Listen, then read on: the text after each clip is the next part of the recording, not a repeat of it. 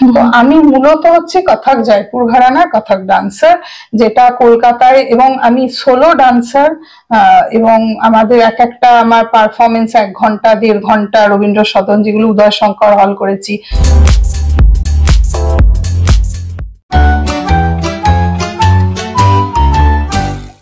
নমস্কার, 24/7 তাজা সমাচারের সমস্ত দর্শককে এবং পাঠকদের জানাই অনেক অনেক শুভেচ্ছা, ভালোবাসা। খুব ভালো থাকুন, stay tuned, all the best. 24/7 ताजा समाचार के पाठकों के लिए मेरी तरफ से हार्दिक शुभकामनाएं। 24/7 ताजा समाचारेর সমস্ত দর্শককে জানাবো অনেক অনেক শুভেচ্ছা। 24/7 ताजा समाचार समस्त दर्शकों জানাচ্ছি আন্তরিক শুভেচ্ছা। This is Madhur Bhandarkar and आप देख रहे हो 24/7 ताजा समाचार। Best wishes.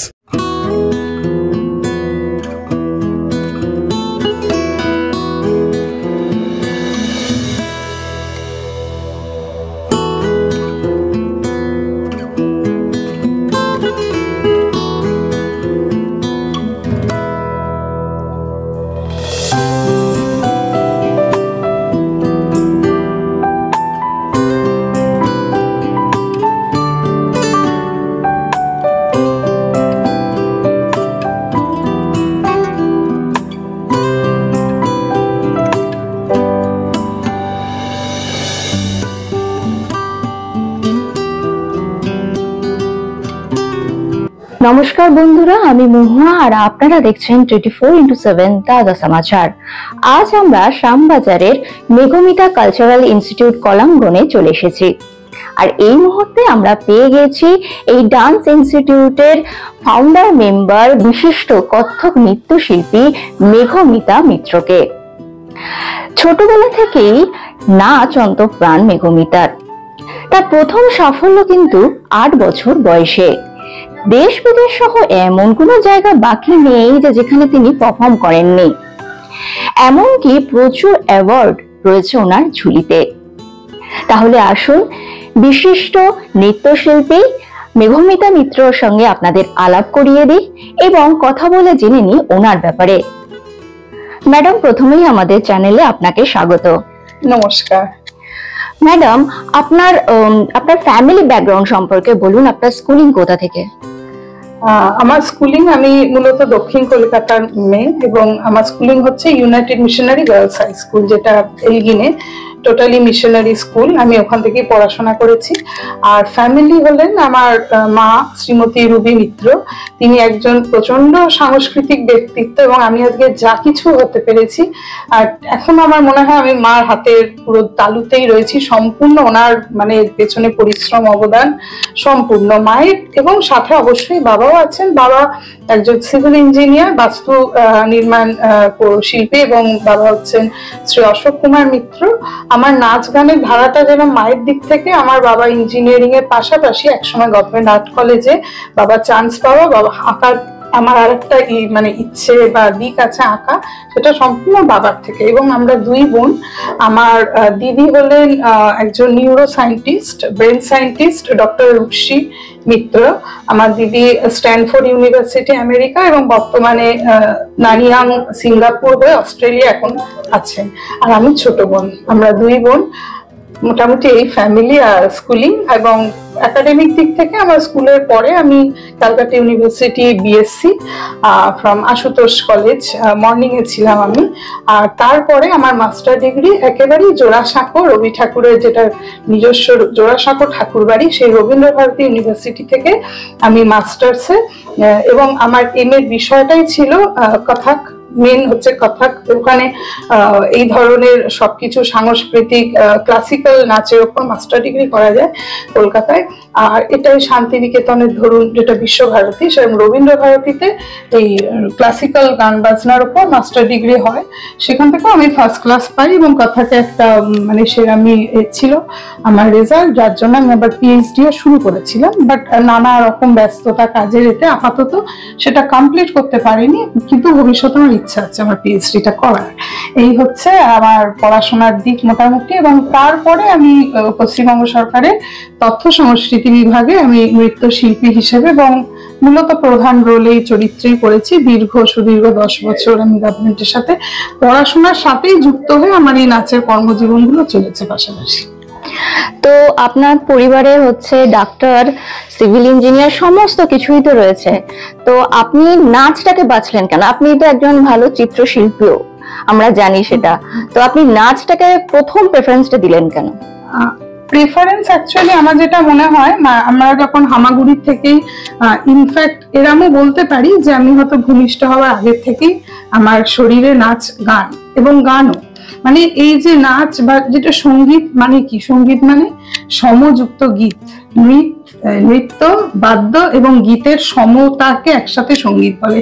এই সঙ্গীতটা আমার পুরো ব্লাডে। কারণ হলো আমার মা বারবার বলছি তখনকার দিনে রবীন্দ্রভারতী এবং গীতবিতানের অসাধারণ রবীন্দ্রসঙ্গীত শিল্পী, মানে আমার বলতে দ্বিধা নেই। আমার চোখে, আমার মনে মার গলায় শোনা দাঁড়াও আমার আখির আগে, সখী ভাবনা কাহারের পাশে, এখনো আমি সেরকম কারুর গান আমার এখনো আমার সেই জায়গায় হৃদয় ছোঁয়নি। মা অসাধারণ রবীন্দ্রসঙ্গীত শিল্পী। তো এবার আমার বিষয় আসি, আমার এটা ইন্টারেস্টের অনেক আগে আমি একটা ফ্লো এর মতোই চলে এসেছি। আমি কিন্তু খুব যে বেছে চয়েস করে, এখন যারা মানুষ অনেক প্রি প্ল্যান্ড, অনেক ক্যালকুলেটিভ, আমি ওরকম ছিলাম না।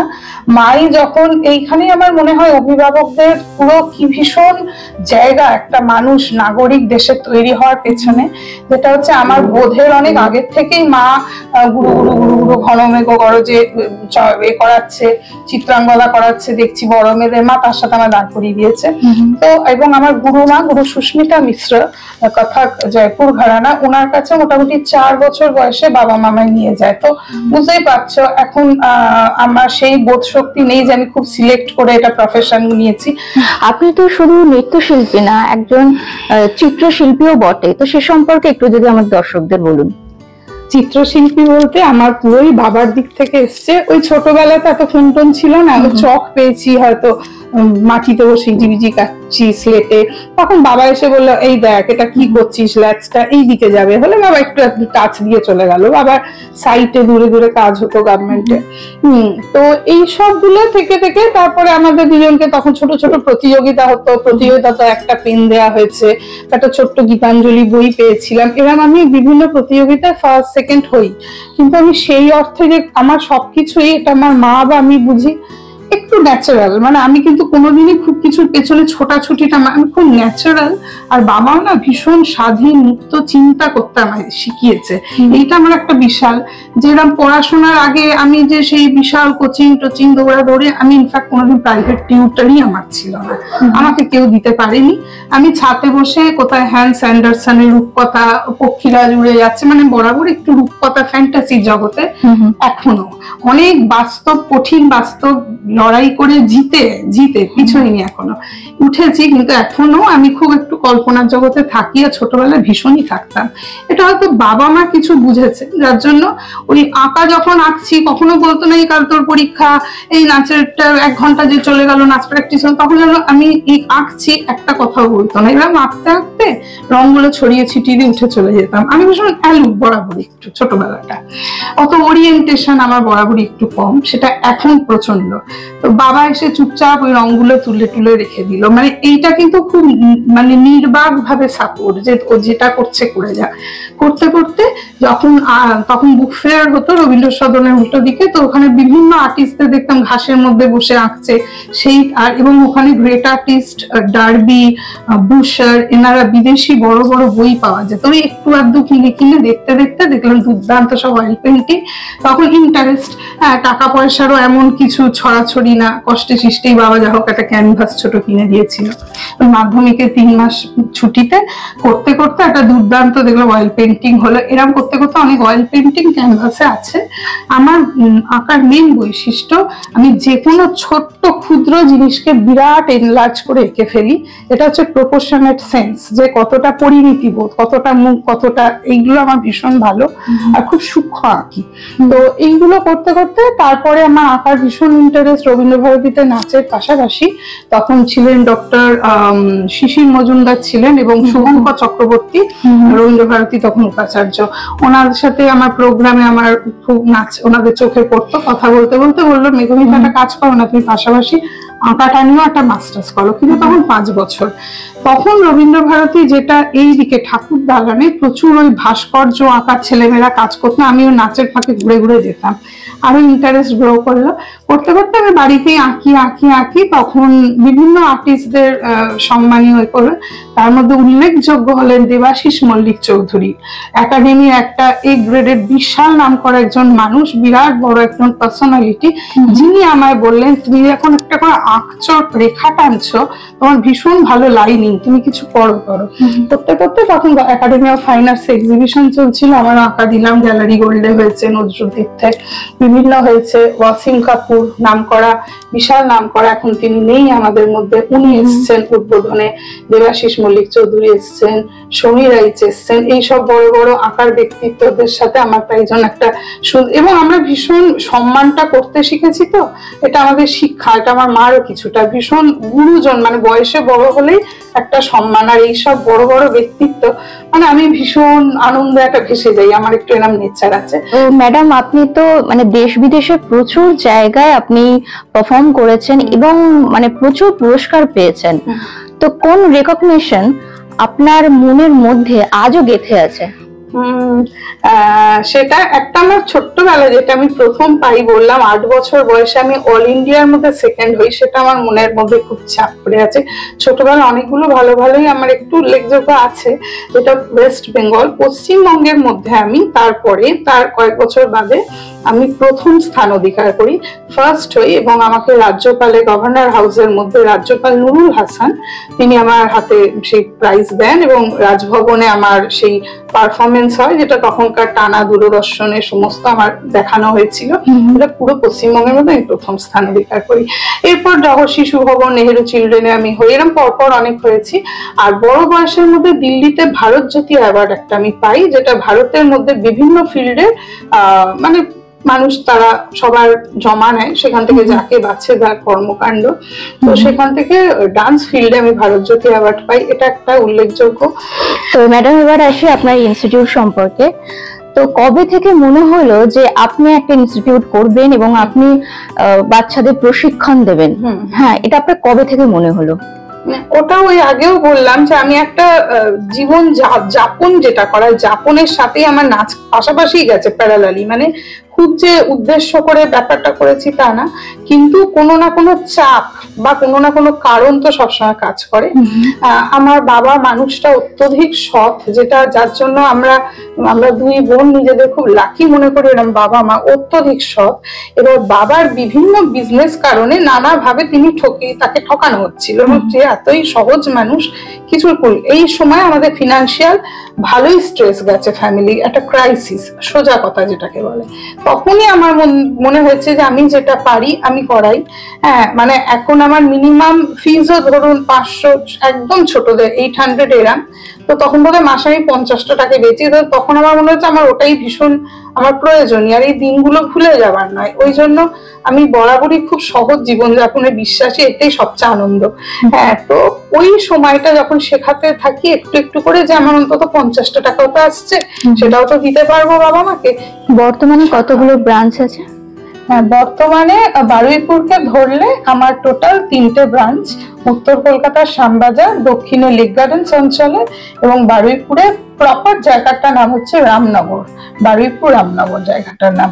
3টি ব্রাঞ্চ, তবে বেশিটাই আমার শ্যামবাজার লেক গার্ডেন্স এর পেছনে সময় দিতে পারি, আর ওখানে অনেকেই তখন বর্তমানে তারা বেশিটা অনলাইনে করে, আর হয়তো মাসে 1-2বার যাই এরকম। তো ম্যাডাম, আপনি মানে কি ধরনের ডান্স শেখান? আমার মূলত যেটা আমার গুরুমুখী যেটা বিদ্যা আমি শিখেছি, বারবারই বলছি, সেটা হচ্ছে একদম বিশুদ্ধ কথাক। মানে এখন কথাক বলতে কথাকে হাত পা কিছু করে পেছনে দেখা যায় বলিউড গান বাজছে, কখনো দেখা গেল আধুনিক অন্য গান বাজছে, মুভমেন্টটা কথাকে অনেক চাক্কারকে গেল। এইগুলো হচ্ছে আঙ্গিকটাকে বজায় রেখে গান, তার মানে এগুলো ভালো মন্দর ব্যাপারে যাচ্ছি না, বিশুদ্ধ না, কিন্তু পিওর ডান্সের ব্যাপারটা আলাদা। হ্যাঁ, সেটা হচ্ছে একদম কথাকে যেটা ট্র্যাডিশনাল, যেটা মুসলিম পিরিয়ড থেকে আমার গুরুমা খুবই বড়, ওনার শিক্ষা দেওয়ার ধরনটাই অসাধারণ।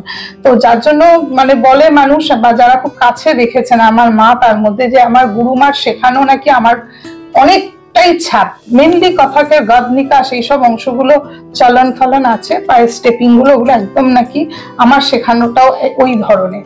তো আমি এই পিওর জয়পুর ঘরানার নাচটাই হচ্ছে কিন্তু আমার মেন আইডেন্টিটি, যেটা হচ্ছে তুলনামূলক কলকাতায় লখনৌ ঘরানা থেকে জয়পুর একটু কম, কারণ হচ্ছে জয়পুর স্টাইলটা অনেকটাই হার্ডি, একটু কঠিন এবং অনেক মানে ভাস্ট বোল বাণী হাত পায়ের কাজ, আর লখনৌটা একটু সফটের ওপর। তো আমি মূলত হচ্ছে কথক জয়পুর ঘরানা কথক ডান্সার, যেটা কলকাতায়, এবং আমি সোলো ডান্সার, এবং আমাদের এক একটা আমার পারফরমেন্স 1 ঘন্টা 1.5 ঘন্টা, রবীন্দ্র সদন যেগুলো উদয় শঙ্কর হল করেছি, ডোভার লেনে ডুয়েট করেছি এক সময়। তো এইরকম বড় বড় ফেস্টিভ্যাল তো অল ইন্ডিয়া আছে, সেটা মূলতটা হচ্ছে কথা।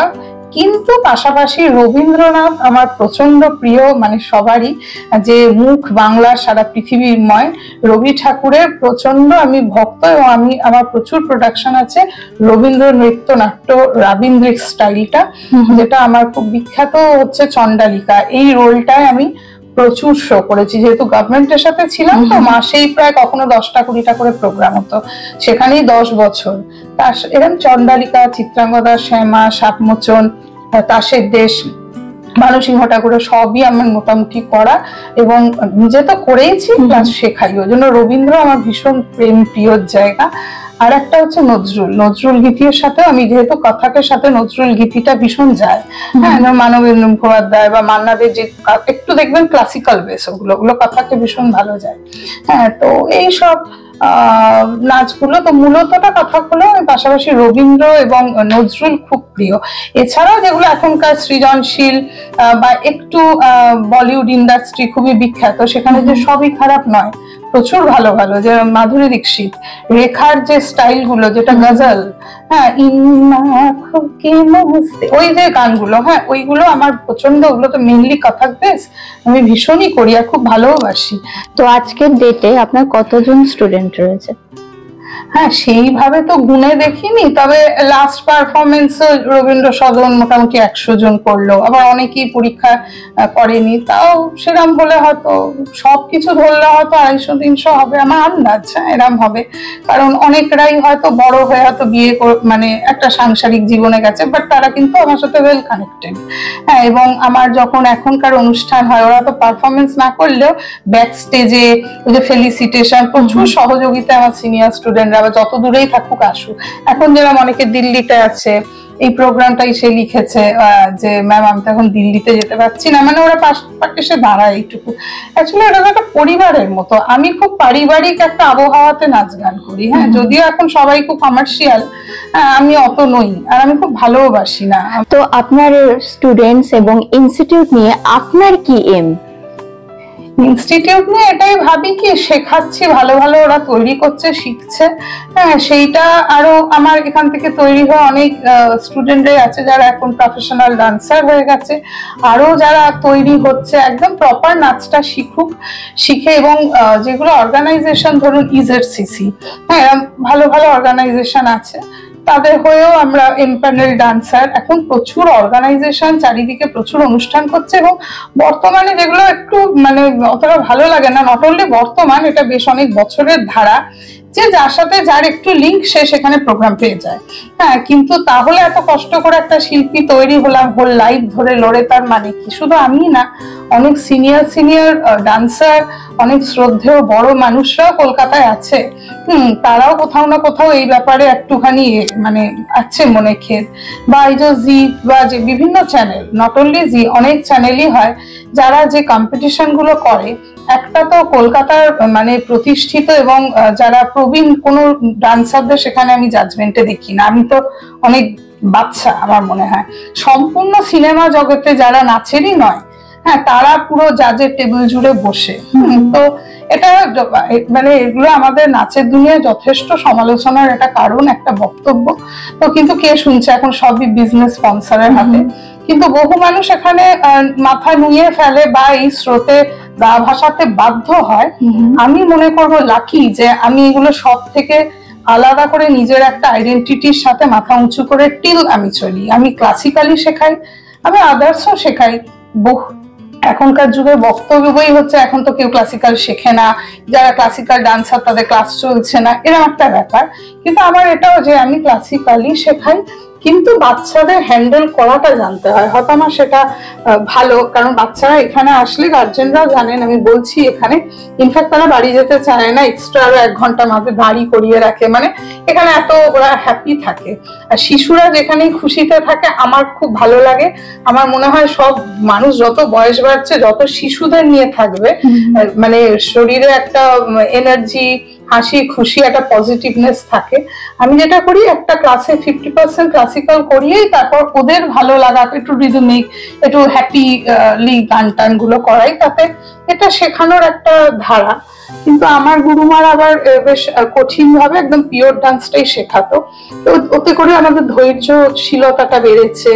বা একটা বড় বিষয় যে গুরুর প্রতি যে নিয়োগ, আত্মনিয়োগ, যে সারেন্ডার থাকা, ছোট থেকে আমার মার এটাই শিক্ষা। আমার মাও শারদেশ্বরী আশ্রমে ছোটবেলায় একজন বড় গুরুর কাছে দীক্ষিত, ওই জন্য ওই বোধটা আমার মধ্যে খুব আছে যে যত চারিদিকে অ্যাট্রাকশনই হোক, গুরুমা যার কাছে মা দিয়েছেন, আর কোনোদিন গুরুমার উপর কথা বলা, বা মায়েরাও আমার মা তো প্রচুর যথেষ্ট মানে জ্ঞানী এবং নলেজেবল পার্সন, কিন্তু কখনো গুরুমা কিছু বলেছে বাড়ি এসে না এটা না তুমি ওটা করো, বা নিজে যেতে পারছি না আমি কেউ, তাহলে এখনকার দিনে একটা টেন্ডেন্সি।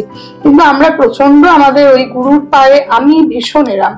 অনেক মানুষ হয়তো চলে গেছে অন্য গুরুর কাছে, কিন্তু আমি টিল আমার গুরুমার কাছে, এখন 40 বছরের অনেক উপর হয়ে গেল, আমি কিন্তু আমার গুরুমার কাছেই সম্পর্কিত। এটা কিছুটা আধ্যাত্মিক সেন্স, কারণ আমরা ক্যালকুলেটিভ না যে ওনার থেকে এই কটা প্রোগ্রাম পেলাম তাহলে ওই গুরু তাহলে আমার এটা দিচ্ছে। সেই অর্থে গুরুমা অসাধারণ শিখিয়েছে, হাতে করে কোনো প্রোগ্রামও কোনোদিন দেননি, কোনো টিচিংও কোনোদিন দেননি, কোনো একটা টিউশনও হয়তো একবার বলেছে। কিন্তু আমার বক্তব্য, গুরুর কাছে তো আমি নাচটা শিখতে গেছি, এটা তো এমপ্লয়মেন্ট এক্সচেঞ্জ না যে পেপার এমপ্লয়মেন্টের অফিস যেখান থেকে। কিন্তু এখনকার দিনে এই ধারাটাই নেই। গুরু মা শেখাচ্ছে, বাড়িতে গিয়ে পেরেন্টসরা তাদের অন্য শেখাচ্ছে। এরকম কত মানে খুব দুঃখের যে অনেক অকৃতজ্ঞ ছাত্রীরাও আছে যারা তাদের হাতে তৈরি করেছি, তারপরেতে সব কৃতজ্ঞতা ত্যাগ করে তারা এখান থেকে চলেও গেছে। এটা আমার না, এটা সব ভালো জায়গাকারই একই অভিজ্ঞতা। কারণ তাদের যতই আমি 1 ঘন্টায় সপ্তাহে 1 দিন 2 দিন কত তৈরি করবো, বাড়ির পরিবেশ তো তাদের ভালো হতে দিচ্ছে না।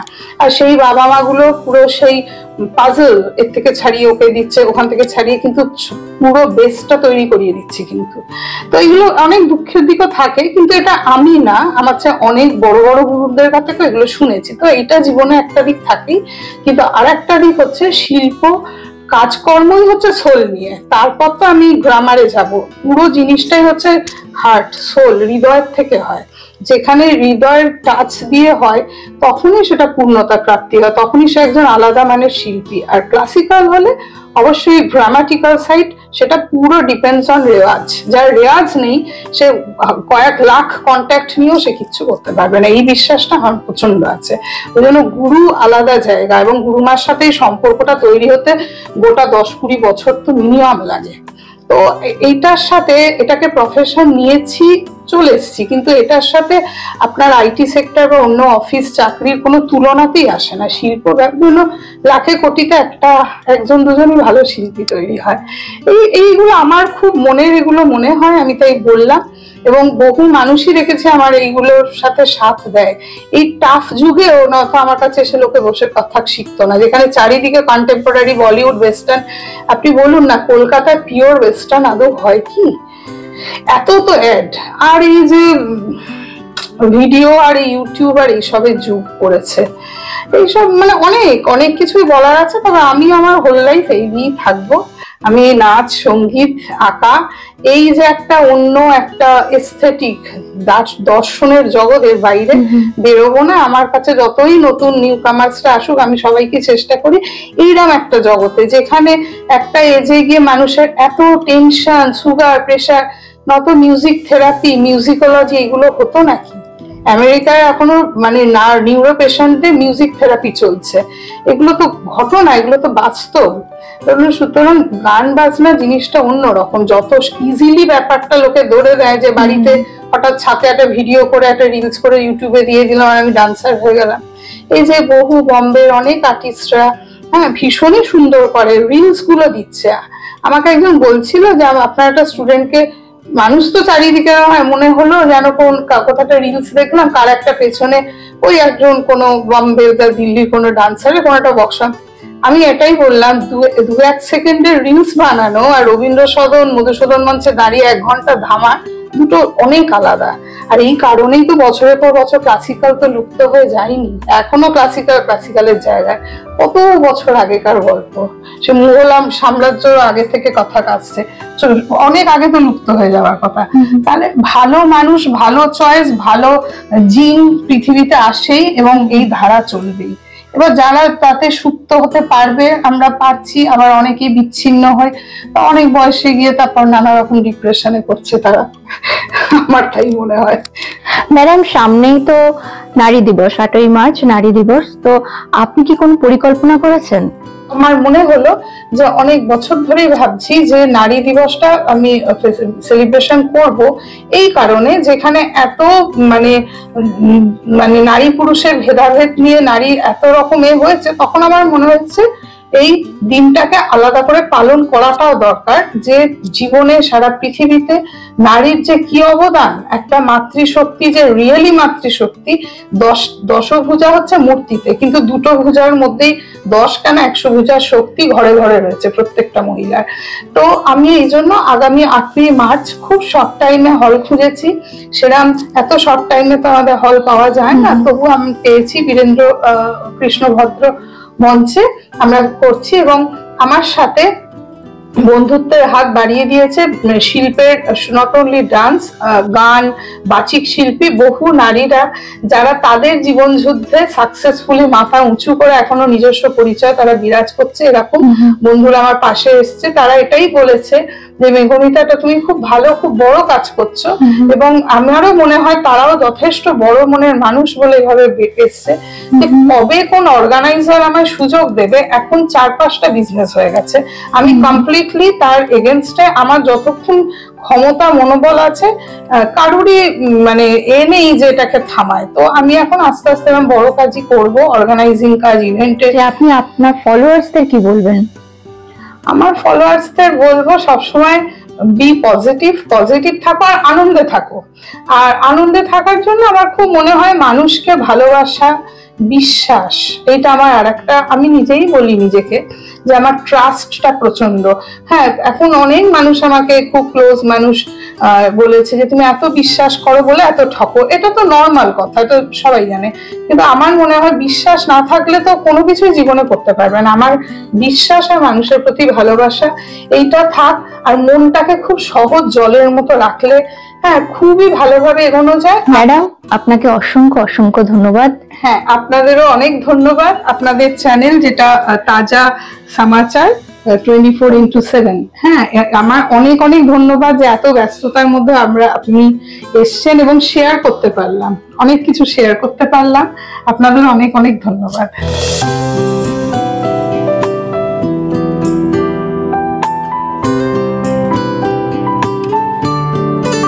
Exclusive jewellery collection DTC London द्वारा best showroom award winner RR Agarwal jewellers, Kolkata Jaipur के बाद अब रौरकेला में भी RR अग्रवाल ज्वेलर्स, रिश्ता भरोसे का। 24x7 তাজা সমাচারের সকল দর্শকদেরকে আমার পক্ষ থেকে অনেক অনেক শুভেচ্ছা।